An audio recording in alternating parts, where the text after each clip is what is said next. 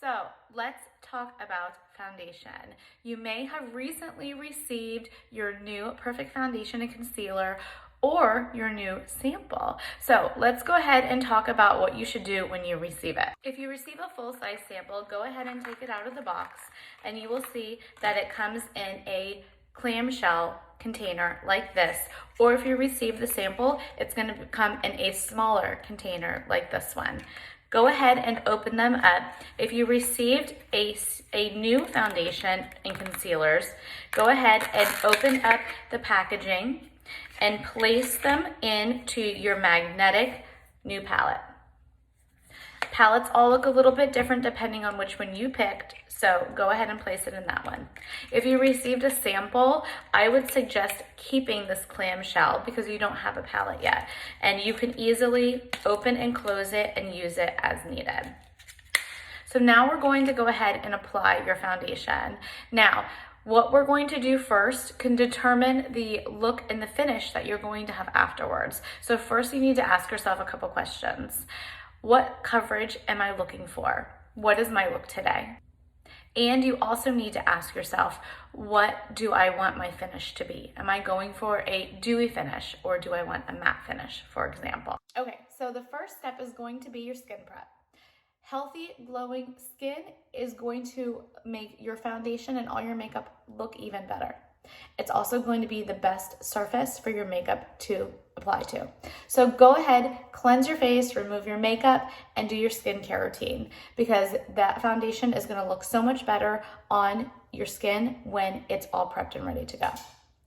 I like to use my moisturizers and serums as well as my sunscreen and due date face oil before I put on my foundation. Now, what you put on before your foundation is also going to help with the finish of your look. So if you are looking for a really great dewy finish, then putting on a face oil or some kind of product with glow in it is going to shine through in this foundation even more. I love a dewy look, so I always put my due date face oil and my Perfect Glow Drops mixed with my sunscreen on before I do my face. Now the next thing is going to be a good priming spray. I highly recommend, of course, our First Base Priming Spray. If we have talked about foundation already, you're already fully aware of this product and you most likely have already gotten it. So if you have it or your priming spray, go ahead and apply that to your face. You're going to do a T shape and then an X. So you make sure that you cover everything and hold it about 8 to 10 inches in front of your face.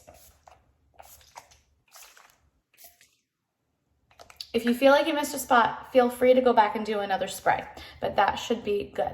So we're going to let that dry on your face first before we start applying. Now this is going to help prep your face. Your foundation is going to apply directly to that priming spray so much better than it would just your skin because it's meant to accept it. It's also going to help cover those fine lines and pores so that your makeup doesn't have any way to sink into them. Now, everything I'm talking to you about has to do specifically with the LimeLife First Base Priming Spray. So now that my face is dry, we're going to go ahead and take that foundation. I'm going to take my current palette that I am using. Only mine is not brand new, that's my backup. So we're gonna grab that one. Now you have to decide, what are you using to apply yours? Are you using a blenderful sponge or are you using one of your brushes? You pick which one you're going to use. This is also gonna determine the level of coverage. If you're not sure what to use for your level of coverage, then go ahead and message me if we haven't talked about this already. If you're just now getting one of our blenderful sponges, I highly recommend dampening it ahead of time. It's going to give you a really great application and just a great amount of coverage to start. So go ahead and take your foundation and take your sponge and go ahead and warm it up into your foundation by doing some circles. Now this is, like you already probably know, 50% pigmented, as I've told you. So you don't need a lot. A little goes a long way with this, which is also going to allow your palette to last a lot longer. So go ahead and take that and select anywhere on your face and go ahead and start applying. If you're using a sponge, I highly recommend just pouncing it off your face gently in all the areas you're looking to cover. Start with your face and start with the inside of your face and work your way out. And as you can see, just from that twist that I did into my foundation, I got so much product out. Now, if you're using a brush, I'm going to show you my application for brush on the other side of my face. So just bear with us for a moment. Now, pouncing it off your face like this is going to allow the product to sit straight onto your face instead of dragging it, which is going to smear it across your face and thin it out. Now, this is a buildable foundation, so you can continue to do this all across your face, including over your eye area. With less product on your sponge, you can do the outside of your face and under your jawline. Feel free to take it down as low as you want into your neck if you like to. I tend to do my eye area last. Okay, so you can keep building. This is the coverage that I have thus far. You can keep building and building as much as you want. Next, I'm going to show you what I do with my brush. This is the LimeLife Diffuser brush number 17. Your brush, you can go ahead and spin it, again, doing circles into your palette. Okay, and then you can go ahead and apply on your face.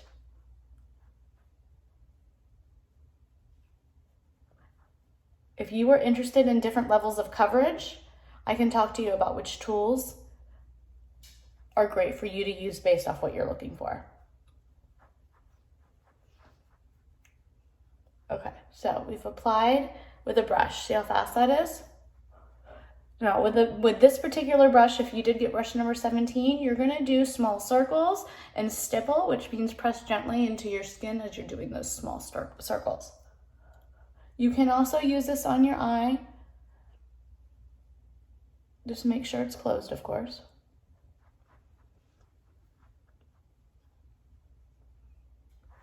And that gives a very light coverage for our brush. Okay, then you can go back in and do any other additional areas you want to fill them in. If you want higher coverage just in particular areas, then you can add on in those particular areas. But again, you can continue to build until you get the coverage you're looking for.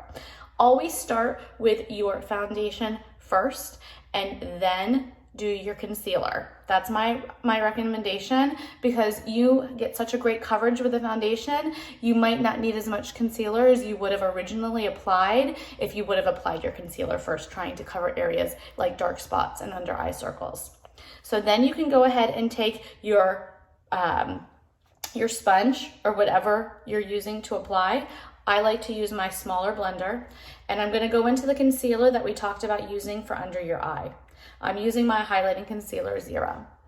Go ahead and place it under your eye. If you didn't get the concealer and you're using a foundation sample, then you can watch this for now. Concealer might be something you want to add to your palette when you just select the palette that works best for you.